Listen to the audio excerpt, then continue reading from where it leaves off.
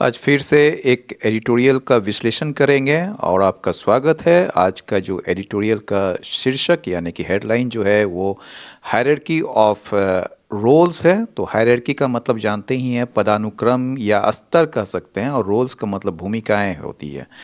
तो अलग अलग लोगों की जो या अलग अलग ये जो है एक्चुअल में ये आज पूरी तरह से लीगल टर्मिनोलॉजी पर ये आधारित ये एक एडिटोरियल है, और इसको उसी संदर्भ में आज समझेंगे और इसको बड़ा ध्यान से इसके वर्ड्स को जो है आप लोग ध्यान दीजिएगा।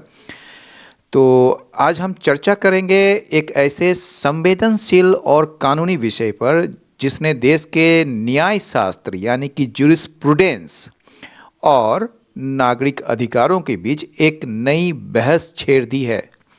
हमारी जो लाइन आप देख ही रही हैं, मतलब कि हायरार्की ऑफ रोल्स ऑन, ये जो है no bail for Umar Khalid. ये उमर खालिद आपने नाम सुना होगा, इनका बहुत चर्चा में रहे थे जब ये मतलब कि ये घटना घटी थी।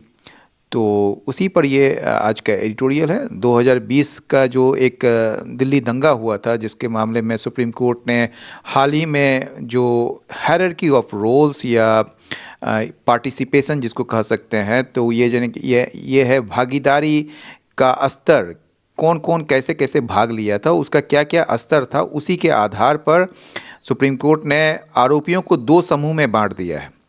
जहां एक तरफ 5 आरोपियों को जमानत मिल गई है, वहीं उमर खालिद और शर्जिल इमाम की मुश्किलें कम होने का नाम नहीं ले रही है। आज के सेशन में हम गहराई से समझेंगे यूएपीए की धारा 43D(5) क्या है और कैसे यह प्राइमा फेसाई यानी कि प्रथम दृष्टया सच के आधार पर जमानत को लगभग असंभव बना देती है।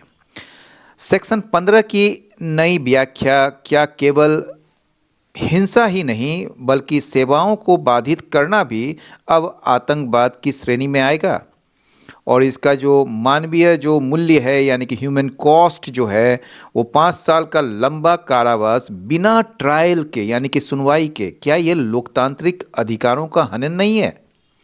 क्या राज्य यानी कि सरकार विरोध की आवाज़ों को दबाने के लिए यूएपीए जैसे कड़े कानूनों का सहारा ले रहा है? क्या ट्रायल में हो रही देरी न्याय की अवधारणा को ही समाप्त नहीं कर रही है? इन सभी पहलुओं का लाइन बाय लाइन और गहन विश्लेषण करेंगे। बने रहिए वीडियो के अंत तक ताकि आप इस कानूनी जटिलता और इसके सामाजिक प्रभाव को बारीकी से समझ सकेंगे। चलिए शुरू करते हैं आज का एडिटोरियल। लेकिन उससे पहले जो है हम एक बार फिर से आपको वर्ड्स की तरफ ले जाएंगे, क्योंकि वर्ड्स आज जानना बहुत ही ज़रूरी है। ऐसे तो सब दिन ज़रूरी होता है, लेकिन आज काफ़ी ज़रूरी है क्योंकि ये लीगल टर्मिनोलॉजी है जिसको बहुत कम लोग इसको समझ पाते हैं। तो हायरार्की ऑफ पार्टिसिपेशन जो होता है, ये रैंकिंग होता है या क्लासिफिकेशन होता है ऑफ द एक्यूज्ड, जो आरोपी होते हैं उसका। ये होता है उनके लेवल, यानी कि वो किस लेवल पर या क्या कौन सी भूमिका उस कथित क्राइम में या ये अपराध में उसने जो है वो निभाया है, उसी को कहते हैं हायरार्की ऑफ पार्टिसिपेशन। इसको रैंकिंग कह सकते हैं, ग्रेडिंग कह सकते हैं, मतलब किस ग्रेड का है, क्लासिफिकेशन, ऑर्डरिंग। और इसका एंड हो जाएगा इक्वालिटी, यूनिफॉर्मिटी या फिर रैंडमनेस या डिसऑर्डर। प्रोलॉन्ग्ड इनकार्सरेशन, प्रोलॉन्ग्ड का मतलब जानते हैं लंबा समय तक चलने वाला, और इनकार्सरेशन का मतलब होता है कैद। तो लॉन्ग टर्म इम्प्रिजनमेंट या डिटेंशन स्पेशली विदाउट ट्रायल, लंबे समय तक कैद विशेषकर बिना मुकदमे के। Extended detention, long imprisonment, prolonged custody या फिर लेंदी कन्फाइनमेंट। इसको एंटो हो जाएगा इसका रिलीज, फ्रीडम, लिबर्टी या फिर एक्विटल। आगे देखते हैं प्राइमा फेसाई। प्राइमा फेसाई का मतलब होता है एट फर्स्ट साइट, यानी कि evidence that appears true unless disproved, यानी कि प्रथम दृष्टया कोई चीज़ जो है आपको सही लगता है जब तक कि वो गलत ना साबित हो जाए, तो उसको कहते हैं प्रथम दृष्टया, या सतही तौर पर भी कह सकते हैं आप।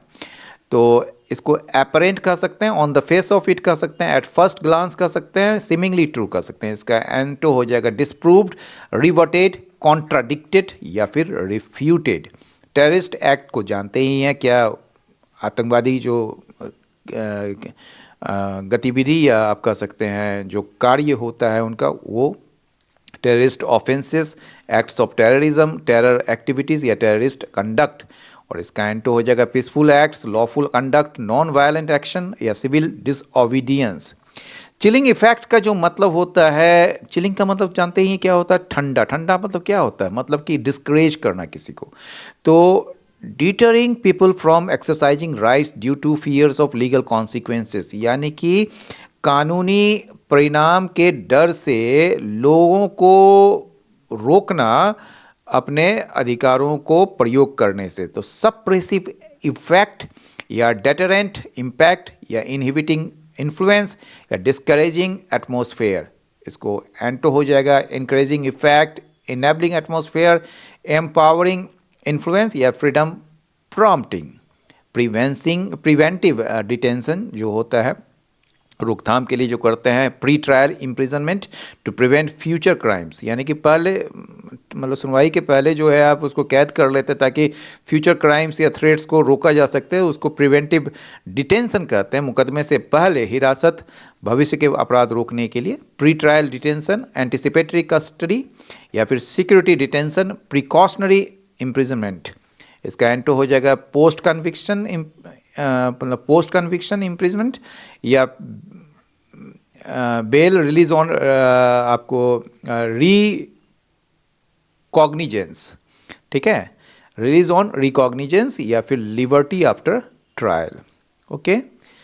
ओवरआर्किंग एंजाइटी, यानी कि व्यापक चिंता जिसको कह सकते हैं, general fear, pervasive worry, wide spread apprehension या डोमिनेंट कंसर्न। इसका कामनेस हो जाएगा, कॉन्फिडेंस हो जाएगा या फिर रीएश्योरेंस हो जाएगा या इनडिफरेंस हो जाएगा, ठीक है।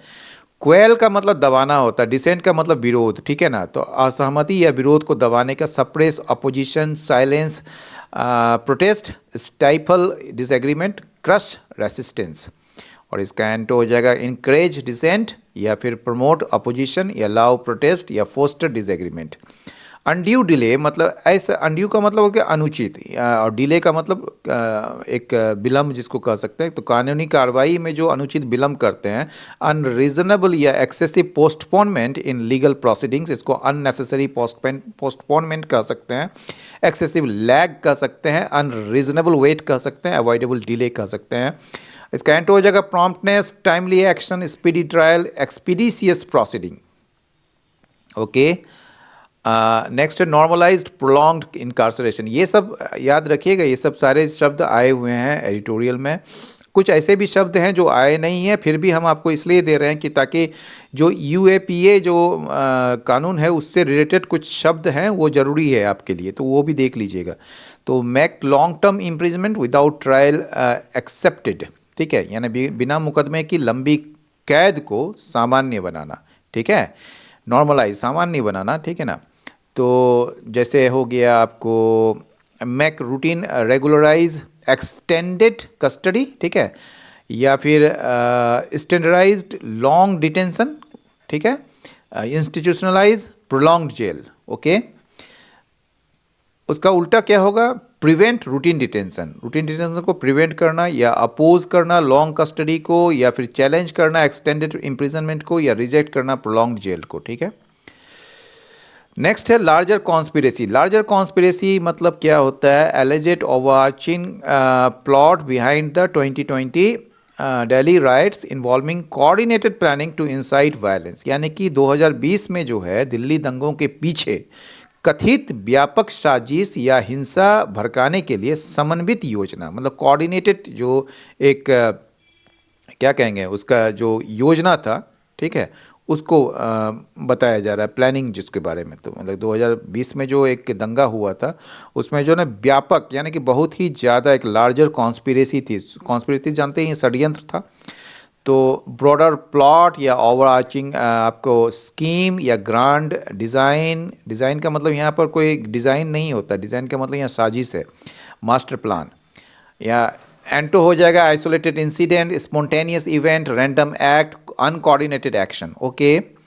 सेंट्रल एंड फॉर्मेटिव रोल यानी कि की leadership position in planning, mobilising and directing the alleged offence. कोई भी जो ऑफेंस है यानी कि अपराध है, कथित रूप से जो अपराध है उसको उसके लिए जो प्लानिंग करते हैं या फिर मोबिलाइजिंग जुटाते हैं जो, या फिर उसको जो निर्देशन करते हैं उस ऑफेंस को, तो उसमें जो महत्वपूर्ण भूमिका जो निभाते हैं उसी को कहते हैं सेंट्रल एंड फॉर्मेटिव रोल। तो इसको पिवोटल इन्वॉल्वमेंट कर सकते हैं, डायरेक्टिव पोजीशन कर सकते हैं, फाउंडेशनल पार्ट कर सकते हैं, लीडिंग रोल।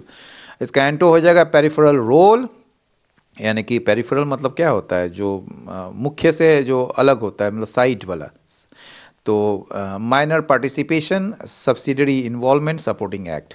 स्टेच्यूटरी बार या फिर स्टेच्यूटरी थर्स होल्ड, इसको कहते हैं, मतलब कि क्या कहेंगे, यूएपीए धारा जो है 43D(5) के तहत कानूनी जो रोक लगाते हैं, स्टेच्यूटरी बार कानूनी रोक, यदि आरोप प्रथम दृष्टया सत्य हो तो जमानत रोकना। ठीक है, यानी कि लीगल रेस्ट्रिक्शन। ठीक है, आप कानूनी रूप से किसी पर प्रतिबंध लगाते हैं under UAPA section 43D(5).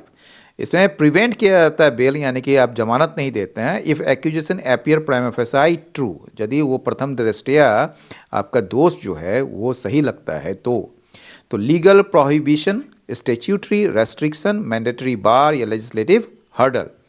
Permissive rule, इसका एंटू हो जाएगा डिस्क्रिशनरी ग्रांट या फ्लेक्सिबल कंडीशन या ओपन इंटाइटलमेंट, एंटू हो गया। Individualised assessment. ठीक है, असेसमेंट मतलब आकलन होता है, जानते ही हैं। इंडिविजुअलाइज मतलब कि व्यक्तिगत रूप से, मतलब प्रत्येक आरोपी की भूमिका का अलग अलग मूल्यांकन, यानी कि जितने भी आरोपी हैं, मान लीजिए कि कोई आरोप है, कोई अपराध हुआ है, उसमें जो अलग अलग लोगों की जो रोल किया है, भूमिका किया है, उसका अलग अलग मूल्यांकन जो है। ठीक है, मतलब सभी को समान मानने के बजाय, इसमें किसी को समान नहीं मानते हैं कि सब एक ही जैसा उसको ट्रीटमेंट होगा, ऐसा नहीं।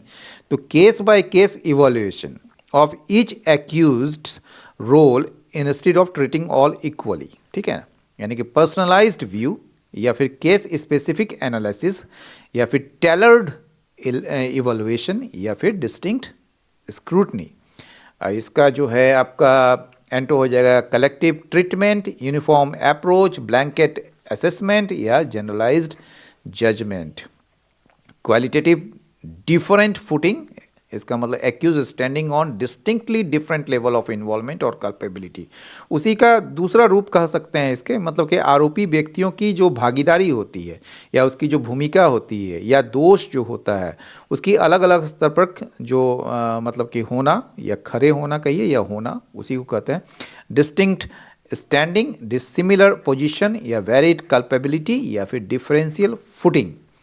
और इसका एंटो हो जाएगा equal standing, same level, identical footing, parity in involvement, मतलब समानता इन्वॉल्वमेंट में। प्री प्लान्ड या प्री ऑर्केस्ट्रेटेड, यानी कि events deliberately organised in advance, not spontaneous. ये कोई स्पॉन्टेनियस नहीं, स्वतः अपने आप जो है कहीं भीड़ है और वहाँ पर कुछ ऐसी बात हुई और वो जो है ऑटोमेटिकली या स्पॉन्टेनियसली जो है वो भीड़ बेकाबू हो गई और उसने कुछ ऐसा काम कर दिया जो अपराध की श्रेणी में आ गया। लेकिन ये जो है ये जानबूझ कर डेलिबरेटली ऑर्गेनाइज्ड किया जाता है इन एडवांस, पहले से ही। तो इसको जो है प्री मेडिटेटेड कहते हैं, कोरियोग्राफ्ट भी कह सकते हैं, इसको प्लान्ड इन एडवांस कर सकते हैं, डेलिबरेट अरेंजमेंट। इसको एंटो हो जाएगा इसका स्पॉन्टेनियस, इम्प्रॉम्प्चू या अनप्लान्ड या ऑर्गेनिक। नेशनल सिक्योरिटी या पब्लिक ऑर्डर, इसको कहते हैं राज्य की अखंडता या संप्रभुता और नागरिक स्थिरता के हित, सख्त जमानत इनकार को सही ठहराने के लिए। ठीक है ना, यानी कि स्टेट्स का जो इंटीग्रिटी होता है, अखंडता, सॉवरेंटी होता है और सिविक स्टेबिलिटी होता है ना। ठीक है, यूज टू जस्टिफाई, जिसको इस्तेमाल किया जाता है स्ट्रिक्ट बेल डिनाइल, कोई भी बेल को मतलब कि सख्त रूप से उसको डिनाई करने के लिए, इनकार करने के लिए उसका इस्तेमाल किया जाता है। ये स्टेट्स इंटीग्रिटी, सॉवरेंटी और सिविक स्टेबिलिटी को, इसको जो साइन होगा state security, civic stability, sovereign integrity या फिर पब्लिक सेफ्टी। और इसका एंटो हो जाएगा इंडिविजुअल लिबर्टी या पर्सनल फ्रीडम, सिविल राइट्स या प्राइवेट इंटरेस्ट। लेजिस्लेटिव जजमेंट का जो मतलब समझिए, ये लेजिस्लेटिव जजमेंट जो होता है वो पार्लियामेंट्स का डेलिब्रेट पॉलिसी चॉइस होता है in framing strict UAPA bail conditions, ठीक है। यानी कि संसद द्वारा यूएपीए जमानत शर्तों को सख्त बनाने का जानबूझकर नीतिगत निर्णय किया जाता है। लेजिस्लेटिव मतलब लेजिस्लेचर से संबंध है, यानी पार्लियामेंट्री इंटेंट कह सकते हैं इसको, स्टेच्यूटरी पॉलिसी कह सकते हैं, लेजिस्लेटिव विजडम कह सकते हैं, इनेक्टेड चॉइस कह सकते हैं। और इसका एंड हो जाएगा जुडिशियल ओवरराइड या डिस्क्रिशनरी रिलीफ या कॉमन लॉ प्रिंसिपल या फिर flexible rule. Heightened judicial scrutiny, जो जिसमें जो है increased careful examination by courts when delay in trial occurs in UAPA cases, ठीक है। यूएपीए केसेस में जो है जब जानबूझकर डिले होता है या ट्रायल, ठीक है, ट्रायल में, ठीक है, तो उसमें जो है जब मतलब कि केयरफुल एग्जामिनेशन किया जाता है, जांच की जाती है कोर्ट्स के द्वारा, तो उसको कहता है हाइटेंड जुडिशियल स्क्रूटनी, ठीक है। तो इन्हांस्ड रिव्यू कह सकते हैं, इंटेंसिफाइड एनालिसिस कह सकते हैं, रिगरस ओवरसाइट कह सकते हैं। एंड तो हो जाएगा रूटीन स्क्रूटनी, स्टैंडर्ड रिव्यू या मिनिमल चेक, ठीक है। ये डीपर एग्जामिनेशन भी होता है और सुपरफिशियल असेसमेंट भी होता है, ठीक है। ट्रम्प कार्ड, ऐसा कार्ड जो कि मतलब कि ऐसा डिसिसिव आर्ग्यूमेंट जिसको आप मतलब निर्णायक कहिए इसको, जो जिसको आप काट नहीं सकते हैं, ट्रम्प कार्ड होता है वो। हेयर जैसे decisive argument here delay not automatically overriding UAPA restrictions, ठीक है। यानी कि निर्णायक तर्क यहाँ पर जो है विलंब जो है यूएपीए प्रतिबंधों को स्वतः ओवरराइड नहीं करता है उसको, ठीक है। यानी कि डिसिसिव फैक्टर, बड़ा निर्णायक तत्व जो है, विनिंग आर्ग्यूमेंट, जिसको अब जो जीतने वाला जो आर्ग्यूमेंट तर्क है वो गेम चेंजर जिसको कह सकते हैं, नॉकआउट रीजन कह सकते हैं। एंड तो हो जाएगा weak point, minor consideration, secondary issue, insignificant factor. Culpability का जो मतलब होता है डिग्री ऑफ गिल्ट, यानी कि आपका दोष का जो स्तर है, ठीक है, या और रिस्पॉन्सिबिलिटी जिम्मेदारी का, जो कि एक्यूज से जुड़ा हुआ होता है, तो आरोपी को जिम्मेदारी या दोष का स्तर। तो गिल्ट कह सकते हैं, ब्लेम वर्दीनेस, रिस्पॉन्सिबिलिटी, लाइबिलिटी। और इसका एंड हो जाएगा इनोसेंस, ब्लेमलेसनेस, एक्सोनरेशन या फिर नॉन कल्पेबिलिटी। पैरिटी का मतलब होता है समान, मतलब कि क्लेम ऑफ इक्वल ट्रीटमेंट, ये दावा जो करता है ना समान व्यवहार का अमंग को एक्यूज्ड फॉर बेल पर्पसेस के लिए, तो उसको पैरिटी कहते हैं। तो इक्वलिटी ऑफ ट्रीटमेंट कह सकते हैं, यूनिफॉर्मिटी कह सकते हैं, इक्विवेलेंस कह सकते हैं, सेमनेस कह सकते हैं। और इसका एंटो हो जाएगा differentiation, disparity, inequality, distinction. Protected witness जो होता है, यानी कि witness whose identity is concealed for safety often in terror related cases, मतलब ये जो है ना आतंकी मामलों में जो है सुरक्षा के लिए पहचान छिपाई जाती है गवाहों का, तो उसको कहते हैं प्रोटेक्टेड विटनेस, कंसील्ड विटनेसेस, ठीक है, एनोनिमस विटनेसेस, ये बड़ा अच्छा शब्द है, सील्डेड इन्फॉर्मेंट्स या फिर सीक्रेट डिपोनेंट्स, ठीक है। ये और इसका एंटो हो जाएगा ओपन विटनेसेस, आइडेंटिफाइड विटनेसेस या फिर पब्लिक टेस्टिफाइड्स या named deponents. Orchestration of violence का मतलब होता है, ऑर्केस्ट्रेशन मतलब प्लानिंग करना, deliberate planning and coordination to cause riots और डिसऑर्डर, दंगों या अव्यवस्था पैदा करने के लिए जानबूझकर योजना या फिर समन्वय करते हैं। तो coordination of unrest, incitement planning, engineered disorder या फिर डायरेक्टेड कैओस, या फिर इसका एंटो हो जाएगा स्पॉन्टेनियस अनरेस्ट, मतलब स्वाभाविक रूप से या स्वतः, नेचुरल आउटब्रेक, अनप्लान्ड वायलेंस या organic disturbance. Mobilisation and strategic discretion, ठीक है ना। मोबिलाइजेशन मतलब जुटाना होता है लोगों को, और स्ट्रेटेजिक डायरेक्शन मतलब रणनीतिक रूप से जो है आप किसी चीज़ को निर्देश देते हैं, तो लोगों को जुटाना और कथित योजना के लिए, यानी कि कोई अपराध या इस टाइप का के लिए समग्र मार्गदर्शन प्रदान करना, ठीक है ना। तो रिक्रूटमेंट एंड लीडरशिप हो गया आपका, असेंबली एंड स्ट्रेटेजी हो गया, गैदरिंग एंड डायरेक्शन हो गया, ऑर्गेनाइजेशन एंड कमांड हो गया। इसका एंटो हो जाएगा disorganisation, lack of leadership, random assembly या एब्सेंस ऑफ डायरेक्शन। वेस्ट का मतलब होता है देना, और वेस्ट के साथ हमेशा विथ भी लगता है, ये भी याद रखिएगा। किसी को कोई अधिकार, शक्ति या प्राधिकार प्रदान करना या सौंपना। कन्फर कह सकते हैं, इंडो कह सकते हैं, ग्रांट कह सकते हैं, विस्टो कह सकते हैं। विस्टो के साथ ऑन या अपोन लगता है। विड्रॉ इसका एंटो हो जाएगा, रिवॉक इसका एंटो हो जाएगा, डिप्राइव और रिमूव इसका एंटो हो जाएगा। कोऑर्डिनेट का मतलब होता है किसी चीज़ को, अलग अलग चीज़ों को जो है ना ऑर्गेनाइज या फिर अरेंज करना, ठीक है, और उसको एक तरीके से डायरेक्ट करना, उसको कोऑर्डिनेट कहते हैं। टू ऑर्गेनाइज और arrange activities people in a planned way so they work together. Coordinator होता है ना, उसी को कोऑर्डिनेट करना होता है। तो गतिविधियों या लोगों को प्रभावी ढंग से साथ काम करने के लिए व्यवस्थित करना। ऑर्गेनाइज हो गया, अरेंज हो गया, सिंक्रोनाइज हो गया, हार्मोनाइज हो गया। इसका एंटो हो जाएगा डिसऑर्गेनाइज, डिसरप्ट या स्कैटर्ड या मिसमैनेज। से का जो मतलब यहाँ कहना नहीं होता है, से का मतलब होता है फॉर एग्जाम्पल या फॉर इंस्टेंस, ठीक है। और ये इसलिए होता है कि एक किसी उदाहरण को पेश करना होता है, ठीक है ना। इलस्ट्रेटिव मतलब to introduce an illustrative case. उदाहरण के लिए मान लीजिए, इसको आप कह सकते हैं हिंदी में फॉर एग्जाम्पल, फॉर इंस्टांस या नेमली, इसका साइनो हो जाएगा, एंटो हो जाएगा स्पेसिफिकली, विशेष रूप से, प्रिसाइसली या एग्जैक्टली या इन पर्टिकुलर। ओके। इन्फॉर्म्ड का जो मतलब यहाँ सूचित करना की बात नहीं होती है, इसमें आप इन्फ्लुएंस करना या उसको आकार देना या फिर योगदान देना, इन्फ्लुएंस्ड मतलब कि इन्फॉर्म्ड करना होता है।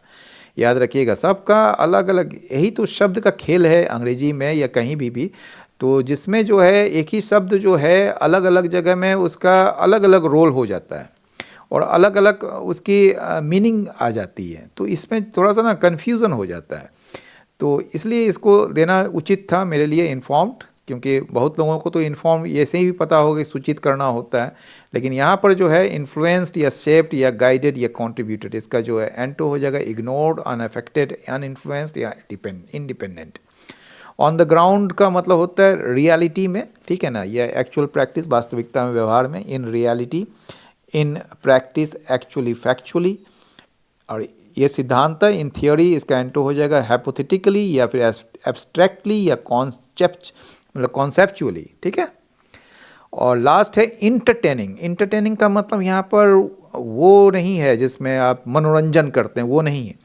इसमें इंटरटेन का मतलब होता है टू कंसीडर, टू एक्सेप्ट और अलाउ और give space to an idea, right और आर्गुमेंट, मतलब स्वीकार करना या फिर अनुमति देना या जगह देना।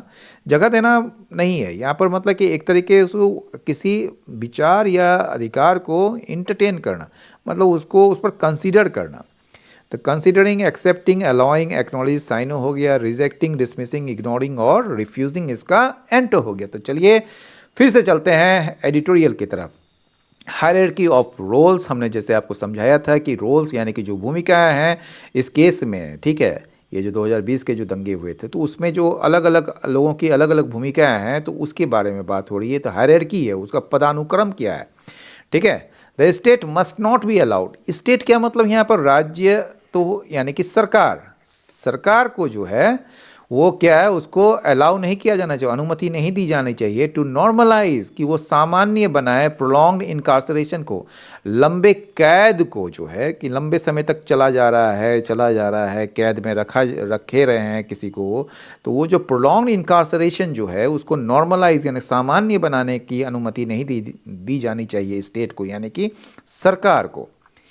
Using the terms of the Unlawful Activities Prevention Act, UAPA ही हम लोग पढ़ेंगे आगे से। इसका मतलब होता है अनलॉफुल, मतलब क्या होता है, मतलब क्या कहेंगे उसको आप, जो कानून के खिलाफ जो होता है, यानी कि, ठीक है। तो एक्टिविटीज़ गतिविधि, प्रिवेंशन रोकथाम जो होता है, एक्ट मतलब तो कानून होता है। तो यूएपीए का जो प्रावधान है, टर्म्स जो है उसका इस्तेमाल या उसका यूज़ करते हुए the supreme court of India, ये जो है ना, ये पार्टिसिपल से शुरू किए हैं इसको, और इस पार्टिसिपल का जो सब्जेक्ट है ये सुप्रीम कोर्ट है। तो सुप्रीम कोर्ट ऑफ इंडिया जो है हैज़ ग्रुप्ड, इसने जो है ना ग्रुप्ड कर दिया है एक्यूज्ड को, सारे आरोपियों को, in the Delhi rights case, ये दिल्ली में जो दंगा हुआ था 2020 में, उसमें based on their hierarchy of participation. ये किस पर जो है ग्रुप किया है, ग्रुप मतलब उसको बांट दिया है समूह में,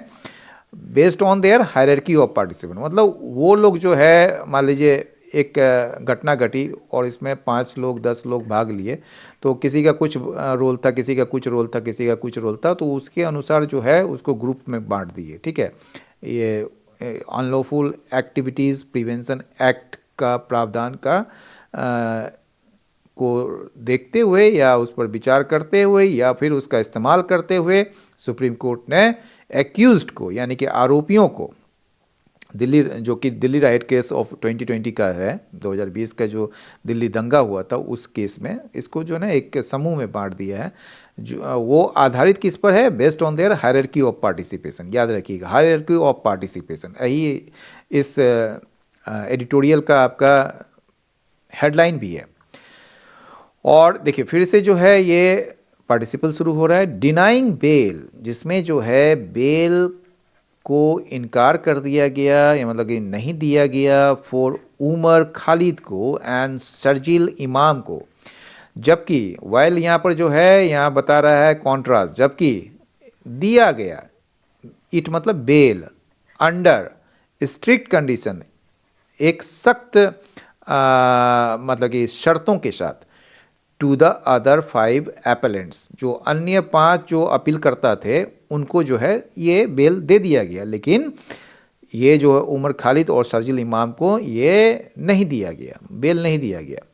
और ये 5 एपेलेंट्स कौन है, ये कॉमा के बाद ये बताया जा रहा है, गुलफिशा फातिमा, मिरान हैदर, शिफा उर रहमान, मोहम्मद सलीम खान एंड शादाब अहमद। तो इनको बेल मिल गई। द कोर्ट इम्फेसाइज्ड, कोर्ट ने जोर डाला है किस पर, section 43D5 of the act, इस एक्ट का, यूएपीए जो एक्ट है उसका जो धारा 43D5 जो है उस पर जोर डाला है, विच, जो ये एक्ट का जो ये सेक्शन है उसके लिए विच आया है, जो कि रिलेटिव क्लॉज है, विच ओनली रिक्वायर्स, जिसमें केवल ये आवश्यकता होती है कोर्ट्स को कि वो जो है इसका क्या करे, आकलन करे। क्या आकलन करे, वेदर द एक्यूजेशन, कि क्या ये जो आरोप है आर प्रेमा फसाई ट्रू, वो जो है प्रथम दृष्टया सच है, एंड दस, और इस तरह जो है rejected the defence of prolonged incarceration, और इस तरह जो है इन्होंने क्या किया, कोर्ट ने एक तो इम्फेसाइज किया और फिर यहाँ पर फिर जो है रिजेक्टेड कर दिया, नहीं इम्फेसाइज किया, section 43D of the act, जिसमें जो है, अब देखिए इसको ऐसे पढ़िएगा, कोर्ट ने इसका जो मेन जो आपका वर्ब है, एक तो बताए थे पैरेलल वर्ब्स होते हैं जिसमें सारा जो है आपको यहाँ पर जो है पास्ट में दिखाया जा रहा है। एक तो इम्फेसाइज किया कोर्ट ने, अब जो है ये विच से लेकर यहाँ तक जो है, ठीक है, विच से लेकर यहाँ तक जो है ये बता रहा है एक्ट के बारे में। तो इसको जो है ना आप समझने की इसलिए कोशिश कीजिए क्योंकि ये उसके बारे में एडिशनल इन्फॉर्मेशन दे रहा है, कि जिसमें जो कोर्ट्स को खाली असेसमेंट करना होता है कि एक्यूजेशन जो है वो प्रेमा फेसाई सच है या नहीं है, और फिर जो है ये वाक्य को आगे बढ़ाया जाता है एंड दस, और इस तरह जो है एक तो इम्फेसाइज किया इसको और फिर इसने रिजेक्ट कर दिया डिफेंस ऑफ प्रोलॉन्ग्ड इनकार्सरेशन, यानी कि लंबे समय के कैद के लिए जो बचाव का तर्क दिया गया था, डिफेंस दिया गया, तो उसको जो है इसने क्या किया, उसको रिजेक्ट कर दिया। एंड नैरोड, और फिर से एक नया शब्द मतलब कि नया वर्ब है जो कि पैरेलल ऑफ वर्ब्स जिसको कहते हैं, तो वो उसे narrowed Khalid and imams options, ये दोनों देखिए, खालिद, यदि खालिद और इमाम होता तो एक ही व्यक्ति होता, अगर केवल एपोस्ट्रोफी लास्ट वाला में लगाते हैं, लेकिन यहाँ खालिद का भी इसमें भी लगा हुआ है और इसमें भी लगा हुआ, तो मतलब दोनों के जो विकल्प है उसको छीन कर दिया, उसको कम कर दिया। The prosecution has always alleged, ठीक है ना, प्रोसिक्यूशन जो है, प्रोसिक्यूशन कौन, ये जो सरकार की तरफ से जो लड़ रहा है यानी कि अभियोजन पक्ष जो है, हैज़ ऑलवेज, हमेशा से जो है आरोप लगाया है, एलिज्ड किया है, दैट द रायट्स जो है वर द रिजल्ट, ये जो दंगे जो थे वो परिणाम थे, ठीक है, ऑफ ए प्लान, योजना का एक परिणाम था ये, ठीक है ना, ये जो है rights were the result of a plan, ये जो है योजना का एक योजना का परिणाम जो था, ये दंगा था जिसे कथित रूप से, एलिजेडली कथित रूप से कोऑर्डिनेट किया गया था, मतलब अरेंज किया गया था उसको, एक तरीके से उसको एक समन्वय किया गया था इन प्रोटेस्ट नेटवर्क्स में। ऐसा नेटवर्क जिसमें आप विरोध दर्ज करते हैं, सभी को एकजुट करके उस नेटवर्क्स में लेकर आते हैं और फिर विरोध दर्ज करते हैं, तो वो जो है एक प्रोटेस्ट नेटवर्क्स में इसको कोऑर्डिनेट किया गया था और व्हाट्सएप ग्रुप्स में इसको कोऑर्डिनेट किया गया था। People routinely plan protest, people जो है, अब यहाँ पर एडिटोरियल कहता है, लोग जो है ना वो नियमित रूप से क्या करते हैं, प्रोटेस्ट प्लान करते हैं मैसेजिंग ऐप्स पर, and that is not inherently suspicious, और ये जो है ना स्पष्ट रूप से यह मतलब कि नेचुरली जो है ये संदिग्ध नहीं है। But the state has persuaded the court, लेकिन जो है ये जो सरकार जो है आपका, उसने क्या किया, इसने कन्विंस किया, परसुएड मतलब कन्विंस किया कोर्ट को, that the articles of organisation, ये जो संगठन जो इसमें आरोपित बनाए गए हैं, आरोपी बनाए गए हैं, उनका जो आर्टिकल्स है, आर्टिकल्स का मतलब हो गया दस्तावेज, जो मटेरियल्स है या जो उनके जो लिखे हुए चीज़ें हैं, तो जो आर्टिकल्स ऑफ ऑर्गेनाइजेशंस जो हैं आर एविडेंस, वो साक्ष्य हैं ऑफ ए टेररिस्टिक डिज़ाइन, यानी कि ये जो टेररिस्ट जो साजिश है, डिजाइन मतलब साजिश, ये आतंकी साजिश का ये एक साक्ष्य है, ठीक है। हाउएवर, फिर जो है यहाँ पर आपको कॉन्ट्रास्ट बता रहा है, however the court has treated, हालांकि कोर्ट ने इसे टेररिस्ट एक्ट्स माना है अंडर सेक्शन 15, यानी कि ये जो धारा जो 15 है उसके तहत जो है, मतलब कि टेररिस्ट एक्ट्स जो है, ठीक है ना, यानी कि court has treated terrorist acts under section 15, ठीक है, अंडर सेक्शन 15 के तरह जो टेररिस्ट एक्ट्स है उसको किसके रूप में माना, as being able to cover more than overt violence, ठीक है ना, यानी कि ओवर्ट मतलब एक ओवर्ट होता है, एक कवर्ट होता है, ठीक है ना, कवर्ट मतलब छिपा छिपाया होता है जिसको, लेकिन ओवर्ट का मतलब स्पष्ट, ऑब्वियस जिसको कह सकते हैं, तो ऑब्वियस वायलेंस है, मान लीजिए कहीं बम मतलब कि आप फोड़ देते हैं या किसी को गोली मार देते हैं या किसी ट्रेन या बस या कुछ भी पब्लिक प्रॉपर्टीज़ को नुकसान पहुंचा देते हैं, तो ये सब ओवर्ट वायलेंस है। तो ओवर्ट वायलेंस ही नहीं इसमें कवर होता है, बल्कि इसमें जो है अगर आप किसी चीज़ को थ्रेट कर रहे हैं, सर्विसेज को यानी कि सेवाओं को बाधित करने के लिए अगर थ्रेट कर रहे हैं, तो वो भी इसमें शामिल है इस टेररिस्ट एक्ट में, जो कि अंडर सेक्शन 15 के तहत है। अन इंटरप्रिटेशन, ये एक ऐसा व्याख्या है, एक ऐसा इंटरप्रिटेशन है, ये कोर्ट के द्वारा जो ये टेररिस्ट एक्ट के रूप में जो सेक्शन 15 को जो व्याख्या की गई है, तो ये एक ऐसा इंटरप्रिटेशन है that could have a chilling effect, जिसका जो है ना एक बहुत ही गहरा प्रभाव पड़ सकता है, ऐसा प्रभाव जो डिस्करेजिंग हो, ऐसा डिस्करेजिंग हो जो कि आपका फ्रीडम ऑफ एक्सप्रेशन को ख़त्म कर दे, ठीक है। तो could have a chilling effect, यहाँ पर आपको जो है ना चिलिंग इफेक्ट आपको मतलब ये नहीं दिया, मतलब स्पष्ट रूप से नहीं दिया गया है। चिलिंग इफेक्ट का मतलब ऐसा इफेक्ट जिससे आपका जो फ्रीडम ऑफ एक्सप्रेशन है वो खत्म हो जाए। तो could have a chilling effect, कैसे, तो बाय इम्बॉल्डनिंग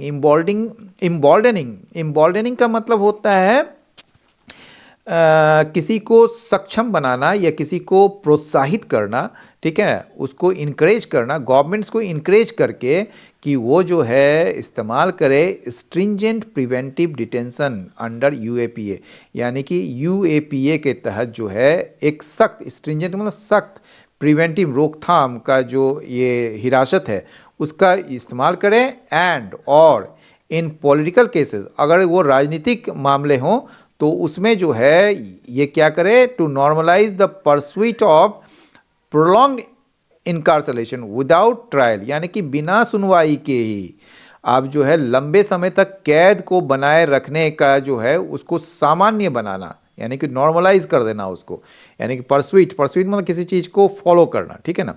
तो परसुइट ऑफ प्रोलॉन्ग्ड इनकार्सरेशन यानी कि लंबे समय तक कैद में रखने का जो है बिना सुनवाई के ही उसको सामान्य बनाने का, ठीक है ना, इसका एक चिलिंग इफेक्ट पड़ सकता है इस इंटरप्रिटेशन का। तो ये इंटरप्रिटेशन से सरकार जो है काफ़ी ज़्यादा वो और ज़्यादा क्या कहेंगे एक गलत निर्णय ले सकती है, आपके फ्रीडम ऑफ एक्सप्रेशन को ख़त्म कर सकती है, ऐसा मतलब कि एडिटोरियल कह रहा है, हम नहीं कर रहे हैं। The court using the court using its hierarchy of participation as the basis to relieve all but two people, ठीक है ना। ये पूरा का पूरा यहाँ तक जो है ये सब्जेक्ट है, ठीक है, और इसका वर्ब ये इज अनफेयर, ठीक है, ये प्रिडिकेट है या आप कह सकते हैं इसको कॉम्प्लीमेंट। लेकिन ये जो है court using its hierarchy of participant as the basis to relieve all but two people, यानी कि दो लोगों को छोड़कर सारे लोगों को जो रिहा किया गया है, ठीक है, उसके आधार मतलब कि उसको आधार के रूप में हायरार्की ऑफ पार्टिसिपेशन का इस्तेमाल करके कोर्ट जो है, कोर्ट का जो ये निर्णय है, ठीक है ना, तो हायरार्की ऑफ पार्टिसिपेशन का वो बड़ा अनफेयर है, अनुचित है। इसको फिर से पढ़िए एक बार।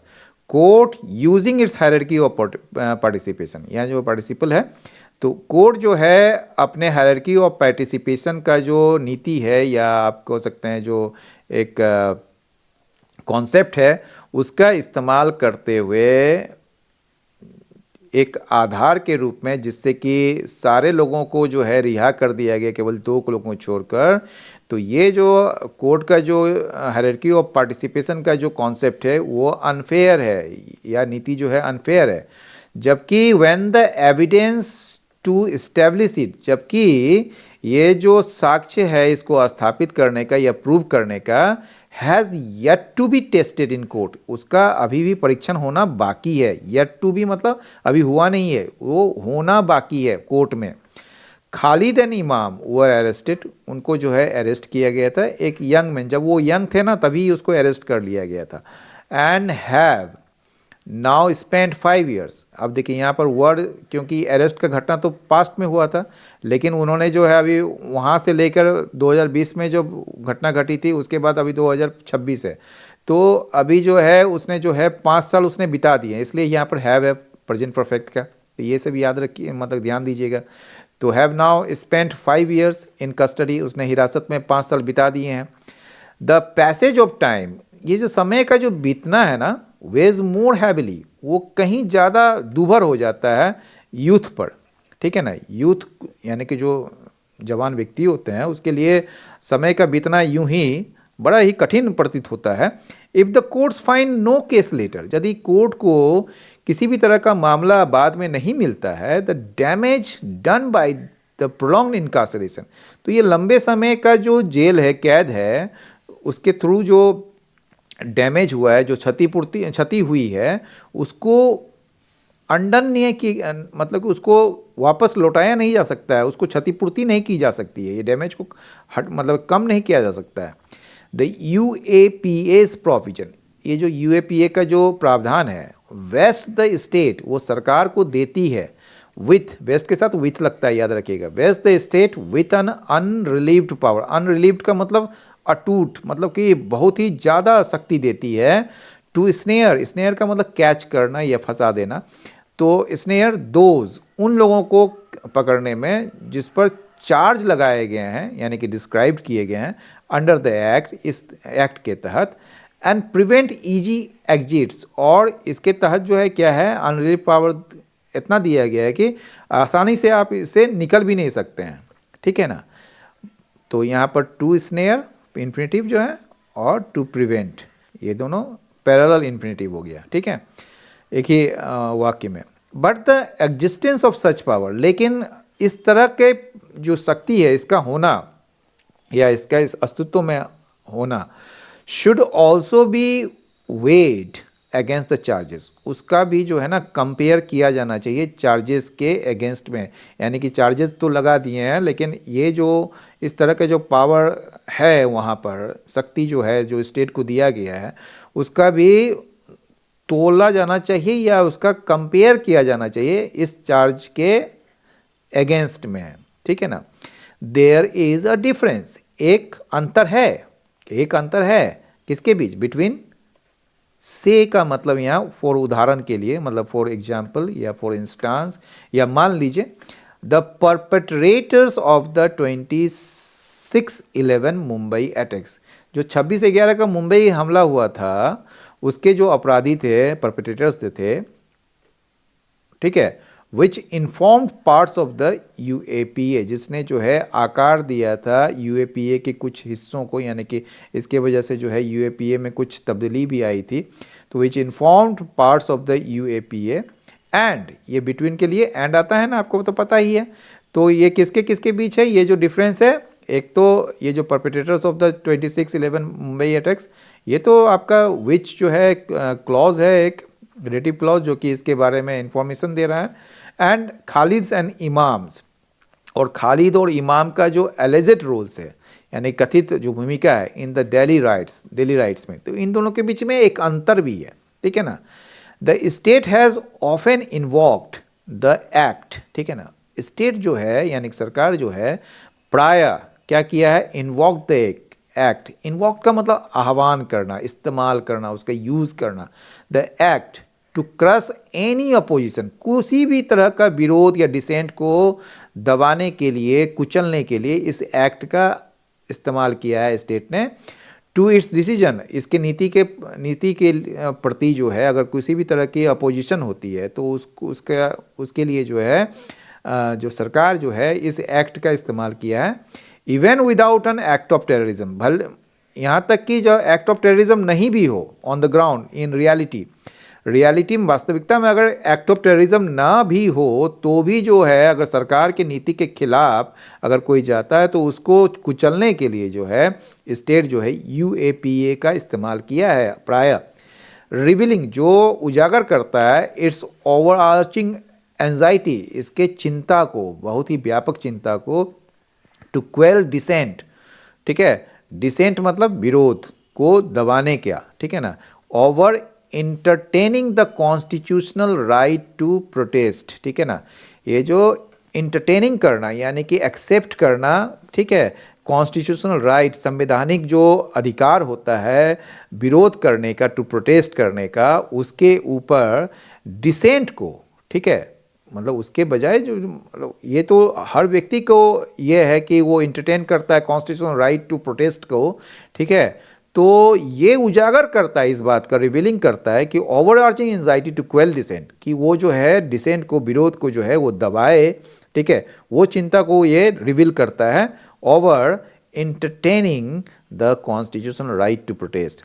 द ट्रायल अगेंस्ट खालिद, ये जो सुनवाई है खालिद के अगेंस्ट में और अन्य के अगेंस्ट में, जो अन्य लोग भी जो शामिल है, हैज़ नॉट बिगन, ये शुरू ही नहीं हुआ है, बिकॉज, क्योंकि अमंग अदर रीजन्स, अन्य कारणों के अलावा, ठीक है, the sessions court has yet to frame charges, session court को जो है अभी भी चार्ज फ्रेम नहीं किया है वो, and there are reportedly around 700 witnesses, और कथित रूप से जो है 700 गवाह हैं इसमें, लगभग, अराउंड मतलब लगभग, that the court granted bail to the 5, यानी कि कोर्ट ने बेल दिया है, प्रदान किया है 5 को, ठीक है, ये नाउन क्लॉज है, और इस क्लॉज ये सब्जेक्ट है आपका, और ये शुड भी जो है इसका मतलब कि वर्ब है, तो that the court granted bail to the 5, यानी कि ये जो है कोर्ट ने जो है बेल दिया है 5 को, तो यह एक संकेत होना चाहिए ट्रायल कोर्ट्स के लिए, जो सत्र न्यायालय के लिए, टू रैशनलाइज विटनेस लिस्ट, कि वो जो है तर्कसंगत बनाए गवाह के जो सूची है उसको, एंड इंश्योर, और सुनिश्चित करे कि ट्रायल्स जो है, जो सुनवाई है, including that of the daily rights, जिसमें जो है डेली राइट्स के भी सुनवाई है, बिगिन विदाउट अनड्यू डिले, तो वो जो है शुरू हो बिना अनुचित विलंब के, ठीक है। तो आज के विश्लेषण से यह स्पष्ट है कि उमर खालिद और अन्य आरोपियों के मामले में कोर्ट का फैसला केवल जमानत तक सीमित नहीं है, बल्कि यूएपीए जैसे कड़े कानूनों के भविष्य और नागरिक अधिकारों की सीमाओं पर भी बड़े सवाल खड़े करता है। हमने देखा कि कैसे हायरार्की और पार्टिसिपेशन का सिद्धांत उन लोगों के लिए मुश्किल बन गया है जिनका ट्रायल कभी शुरू भी नहीं हुआ है। क्या 700 गवाहों की लंबी फहरिस्त और बिना ट्रायल के सालों का कारावास न्याय की परिभाषा में फिट बैठता है? यह एक सवाल है जिस पर समाज और न्यायपालिका दोनों को विचार करने की जरूरत है। आपका इस विषय पर क्या मानना है? क्या आपको लगता है कि विरोध प्रदर्शन की योजना बनाना और आतंकवादी साजिश के बीच की रेखा धुंधली होती जा रही है? आपकी अपनी राय कमेंट सेक्शन में हमारे साथ जरूर साझा करें। अगर आपको यह लाइन बाय लाइन विश्लेषण मददगार लगा तो इस वीडियो को लाइक करें और उन लोगों के साथ शेयर करें जो देश के कानूनी और समसामयिक यानी कि करंट अफेयर्स मुद्दों को गहराई से समझना चाहते हैं। ऐसे ही और गंभीर विषयों के विश्लेषण के लिए हमारे चैनल को सब्सक्राइब करना ना भूलें। आज के लिए बस इतना ही। मिलते हैं अगले वीडियो में एक नए एडिटोरियल के साथ। तब तक के लिए धन्यवाद और जय हिंद।